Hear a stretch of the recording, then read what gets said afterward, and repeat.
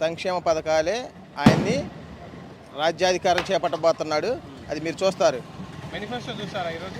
చూసి అద్భుతంగా ఉంది. గడగడలాడిపోతున్నారు ప్రతిపక్షం. గడగడలాడి మేనిఫెస్టో రంగంలో గడగల ఏరి ఒక్కరు కనపడతలా. ప్రచారాలు కూడా ఆపేసినట్టున్నారు వాళ్ళు. ఇప్పుడు మంగళగిరి నియోజకవర్గంలో మరి లావణ్య గారు గెలుస్తారా? 100%. అది అందరూ తెలిసిందే కదా. ఆమె లోకల్ అండి. మంగళగిరిలో గెలిచిద్ది తప్పకుండా. మరి లోకేష్ గెలుస్తా అంటుంది. ఆయన మందలగిరి ఉంది కదా, మందలగిరిలో గెలుస్తాడు.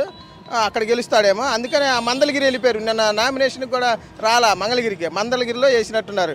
అందుకని పాపం తెలియక మందలగిరి వెళ్ళిపోయారు. మరి ఎక్కడ వేసాడని మాకు ఇంతవరకు అర్థం కావట్లేదు. నామినేషన్ ఎక్కడ జరిగింది ఏంటని, కానీ వేసారు అంటున్నారు. అయితే నాకు తెలిసి మందలగిరి అయి ఉంటుంది, అది అయ్యి ఉండొచ్చు. అది మంగళగిరి ఎక్కడ ఉందంటారు? అది కనుక్కుంటున్నాం. ఇప్పుడే మేము ఎతుకుతున్నాం అందరం కలిసి, ఎక్కడ మందలగిరి అని. పాపం వాళ్ళ కార్యకర్తలు కూడా ఎక్కడికి వెళ్ళాడు మందలగిరి అని వెళ్ళారు. కొత్త గ్రామం ఏదైనా కనిపెట్టారేమని ఎతుకుతున్నారు వాళ్ళు. ఇప్పటికీ ఇంకా నామినేషన్ ఎక్కడ వేసారు మాకు అర్థం కావట్లా. మంగళగిరి అయితే లేదు, మందలగిరి అయితే చేస్తారు. దాదాపు 40 నుంచి 30-40 మధ్యలో గెలుస్తుందండి. 30-40 మధ్యలో తప్పకుండా. జగన్మోహన్ రెడ్డి గారు చేసిన దాంట్లో రుణమాఫీ లేదని చెప్తున్నారు మేనిఫెస్టోలో. ఏమండి, రుణమాఫీ రైతులకి అసలు పుట్టిందే రైతు శ్రామిక పార్టీ. ఇది రైతులకే ఫస్ట్ ప్రయారిటీ ఉంటుంది ఏదైనా కానీ. అసలు పార్టీ పేరే రైతు కాంగ్రెస్, వైఎస్ఆర్ కాంగ్రెస్ పార్టీ. పూర్తి స్థాయిలో వాళ్ళకే రేపు రాబోయేటటువంటి ఏ సంక్షేమం అయినా సరే మొట్టమొదటిగా వాళ్ళకి ఇచ్చిన తర్వాతే దానికి ఏ విధంగా వాళ్ళకి న్యాయం చేయాలి, ఏ విధంగా రైతులను ముందు పెట్టుకొని వెళ్ళాలనేది జగన్మోహన్ రెడ్డి ఒక విజన్ ఉంది, ప్రణాళిక ఉంది. దానికోసమే వాళ్ళకి ఈ రోజున రైతు భరోసా అనేది పెట్టలేకపోవచ్చు, కానీ వాళ్ళు అంతకంటే అద్భుతంగా ఏదో ఇవ్వబోతున్నాడు అనేది రైతులందరూ అర్థం చేసుకోవాలి. ఓకే. ఎవరికి వేస్తాం? సంక్షేమ పథకాలు జనాలకు ఎవరైతే చక్కగా అందించారో, ఏ ఇబ్బంది లేకుండా పేద బిక్కి బడుగు బలహీన వర్గాల మొత్తాన్ని ఒక దీపంలో ఎవరైతే నుంచోబెట్టాడో వాళ్ళకే వేస్తాం. వైఎస్ జగన్మోహన్ రెడ్డి. 19 నుంచి 24 వరకు ఎవరి ప్రభుత్వం బాగుంది? 14 నుంచి 19 వరకు ఎవరి ప్రభుత్వం బాగుంది? అవును, చేస్తే మరి 2019 మళ్ళీ అధికారంలోకి రావాలి. ఆయన బాగా చేస్తుంటే పొండుకోబెట్టారుగా 23 సీట్లతో. ఇంకేంది ఆయన వచ్చేది?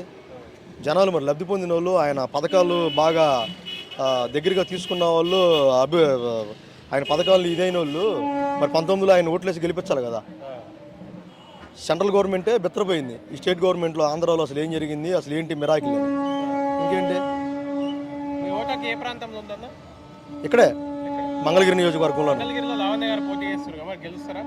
బ్రహ్మాండంగా చూశారుగా, ఈ జనప్రపంచాన్ని చూశారుగా, స్వచ్ఛందంగా వచ్చిన వీళ్ళంతా. 500 పెట్టుకొని వాళ్ళని నమ్మే పరిస్థితులు లేరు. తెలుగుదేశం పార్టీని నమ్మే పరిస్థితులు ఇక్కడ మంగళగిరి నియోజకవర్గ ప్రజలు లేరు. అట్లా స్టేట్లో కూడా లేరు. 175 నియోజకవర్గాల్లో కూడా తెలుగుదేశం పార్టీ అనేదాన్ని నమ్మే పరిస్థితులు లేరు. ఆయనకు నాకు బలం ఉంది, నిజంగానే సంక్షేమ పథకాలు నేను పొడిచాను అనేవాడైతే ఇంతమందితో బలం ఎందుకు? ఆ పార్టీ ఈ పార్టీ బలం తీసుకోవటం ఎందుకు? సింగల్ గారా నువ్వు కూడా జనాలకు సంక్షేమం బాగా అందించాను, నేను అభివృద్ధి బాగా చేశాను అన్నావు కదా. సింగల్గా వస్తే ఇంకా బాగుండేదేమో. ఎందుకు ఎంతమంది ఎందుకు? ఆ పార్టీ ఈ పార్టీ గ్లాసు తొక్క తోలు ఇవన్నీ ఎందుకు? జగన్మోహన్ రెడ్డి గారు గెలిస్తే ఎన్ని సీట్లతో అధికారంలోకి వస్తారు అనుకుంటున్నారు? ఏం పర్లా, మేము 175 అనుకున్నాం. మేబీ ఏమన్నా ఎక్కడన్నా పొరపాట్లు చేసి ఉంటే కొన్ని ఓడిపోతాయేమో, కానీ కరెక్ట్గా ఒక ఎస్టిమేషన్ ఇన్నే చెప్పలేము. మేము 175 మీదే ఉన్నాం. అధికారం పక్కా. మంచి పథకాలు ఇవి ఉన్నాయి, బాగా ఇది చేస్తున్నాడు. దానివల్ల ఏం చేయాలి అసలు 15 సంవత్సరాలు ఏం చేయాలి ఆంధ్ర. చంద్రబాబు అనుకుంటే సరిపోయిందా? ప్రజలు అనుకోవాలి. మరి ఎందుకని ఇంత జనాభా వస్తున్నారు? 5 సంవత్సరాల్లో ఎంతమంది వస్తున్నారంటే 15 సంవత్సరాలు చేస్తే ఇక ఎన్ని ఇటు కుదరతమే. అది 160.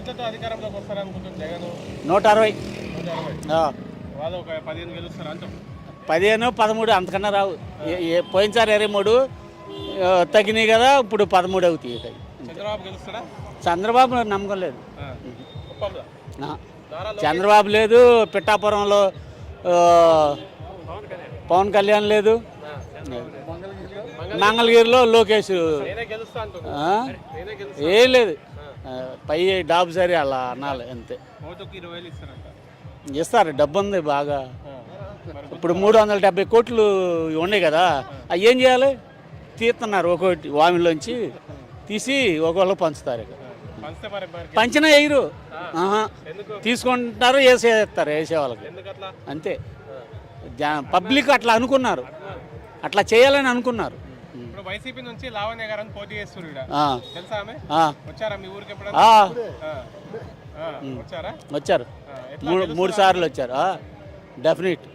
కొత్త అమ్మాయి కదా మరి? కొత్త అమ్మాయే గెలిచిద్ది. ఆ మీద రిమార్కులు లేవు, ఏమి ఇది లేదు. బాగా వాళ్ళ అమ్మగారు ఎమ్మెల్యే చేసింది, వాళ్ళ మామయ్య గారు మినిస్టరు, ఎమ్మెల్సీ, బాగా ప్రజల్లో మంచి పేరు. 20-25 పక్క. ఆయన చేసిన మంచి పనులే ఆయన సీఎం చేస్తాం, మనం చేయాలి. ఎవరండి? చంద్రబాబు నాయుడు గారు ఏం చేశారు జగన్ గారు అంటున్నారు? అయ్యో ప్రజలు చెప్తారమ్మా, వారికి తెలుసు కదా. ఆయన అమలు చేసిన పథకాలన్నీ లబ్ధి చేకూరే వాళ్ళందరూ మళ్ళీ ఆయనకు తిరిగి ఓట్లేస్తారు. మీరు నేను చంద్రబాబు గారు వాళ్ళ అన్యాయులు అంటే కాదు కదా, మనం అనుకోవాలి, ప్రజలు అనుకోవాలి, అంతే. జగన్మోహన్ రెడ్డిని ఓడించడానికి నరేంద్ర మోడీ, పవన్ కళ్యాణ్, చంద్రబాబు ముగ్గురు కలిసి వస్తున్నారు కదా. ఇంకో 10 మంది వచ్చినా కానండి ప్రజలు వారి వెనకాల ఉన్నారా లేదని వాళ్ళు తెలుసుకుంటారు. రేపొద్దున ఇప్పుడు వచ్చి ప్రజాబలం కనిపిస్తుంది కదా, ఇప్పుడు వాళ్ళు వస్తుంటే ఎవరెవరికి ఎంతెంత బలం ఉంది ఏంటనేది ఇప్పుడు తెలిసిపోద్ది. ఇప్పుడు శర్మిల గారు మీటింగ్ పెడుతున్నారు, 10 మంది కూడా ఉంటుందా.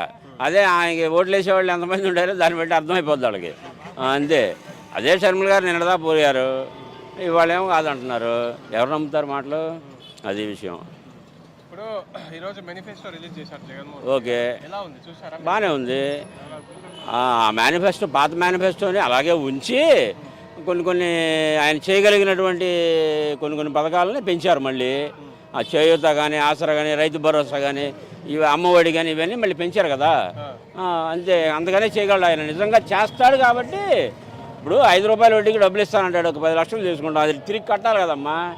ఎగ్గొట్టేవాడికి ఎంతైనా తీసుకుంటాడు వడ్డీకి, ఏముందానికి, ఇది అంతే. అది విషయం. జగన్ మళ్ళీ సీఎమా? సీఎం అనే మనం అనకూడదన్నమాట, అయ్యాడు ఆల్రెడీ సీఎం, కాదే ఇప్పుడు నిరూపించుకోవడం ఇది, అంతే. అంతే విషయం. సుమారు ఎన్ని సీట్లు గెలవచ్చు అనుకుంటున్నారు? మినిమం 140 అబౌవ్ అండి. 140 అబౌవ్, ఎందుకంటే వీళ్ళు ముగ్గురు కొద్దిగా ఏదో అక్కడ ఇక్కడ కొంచెం దానివల్ల, అంతేం లేదు. అందులో అనుమానం లేదు. ఆయన ఏం చెప్పాడో అదే చేస్తా అన్నాడు.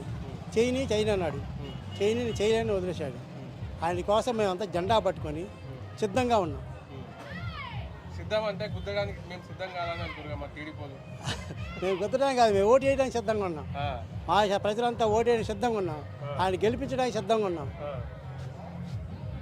ఎన్ని సీట్లతో అధికారంలోకి వస్తారనుకుంటున్నారు జగన్? 175 25 మొత్తం 200. ప్రపంచం చూసావు కదా, జనం ప్రపంచం చూశారు కదా, అదే ఆయన ఏం చేయగలడు అదే చేస్తా అన్నాడు. ఓటకు ఏ నియోజకవర్గంలో ఉంది? అది మంగళగిరి నియోజకవర్గం. మంగళగిరి నియోజకవర్గం. లోకేష్ మీద మరి లావణ్య గెలుస్తుంది అంటారా? గెలిచిద్ది. ఎట్లా చెప్పగలుగుతారు?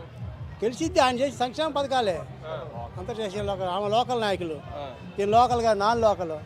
ఈయన ఓడిపోతే మళ్ళీ హైదరాబాద్లో ఉంటాడు. ఓటుకు 10,000 ఇస్తా అంటుంది మరి లోకేష్. ఎన్ని వేలు ఇచ్చినా కానీ తీసుకోవడం కానీ ఎవరు ఓటు అయితే పోయినసారి కూడా మరి చంద్రబాబు నాయుడు 10,000 లాస్ట్లో వేశాడు పసుపు కానీ. ఎవరు వేశారు? ఎవరు వేయలేదు. మళ్ళీ జగన్ సీఎం, నో డౌట్. 170 గెలుతాడు బాబాయ్. సంక్షేమ పథకాలే ఆయన చేశాడు. ఏం చేశాడు? ఏం చేయలేదు, ప్రజలకు ఏం చేయలేదు. ఓడిమని చూద్దాం. ముందు ఆయన ఓడిపోతే కుప్పంలో చూసుకోమని ముందు. నిన్నేదో అందంటాను భువనేశ్వరి గారు, అది ముందు అది సరి చేసుకోమని బెదరం. ఆమె ఏదన్నా మరి మేము అనకూడదు, కానీ ఆయన ముందు అది సరి చేసుకోమని. నిన్న మాజీ సీఎం చంద్రబాబు నాయుడు గారి భార్య సతీమణి అయినటువంటి భువనేశ్వరి నిన్న పూతు పురాణం విన్నారా? అది విన్నాలి, మనం చెప్పకూడదు. అది ఆమె అందాన్ని మనం కూడా అది అంటే ఆమెకే మనకి తేడా ఎలా చూస్తారు మరి? జనం చూస్తారు కదా, జనం చూస్తున్నారు, అందరూ చూస్తున్నారు. ఆమె ఎలాంటిదని ఇప్పుడు చూస్తున్నారు. దానికి ఏం సమాధానం ఇవ్వాలి? మేమేం సమాధానం ఆమె కామెంట్ చేయకూడదు, అంతటి వాళ్ళం కాదు మేము. ఆమె కామెంట్ చేసే అంతటి వాళ్ళు కాదు, ప్రజలే కామెంట్ చేస్తారు, ఓటు ద్వారా కామెంట్ చేస్తారు. జగన్ అయితే గెలుస్తాడు, ప్రజలు ఓటు ద్వారా కామెంట్ చేస్తారు. మేము కూడా కామెంట్ చేయడం కుదరదు, ఓటు ద్వారా కామెంట్ చేస్తాం.